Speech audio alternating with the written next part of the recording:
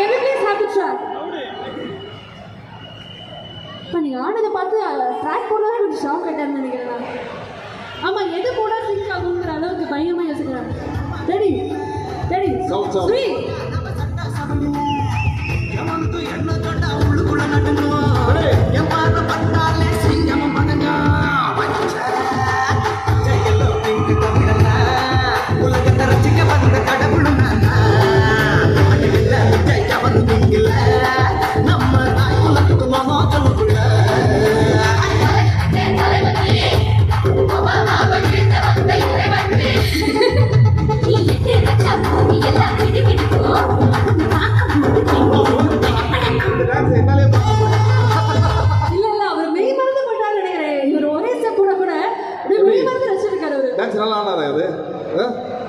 Good dance பா.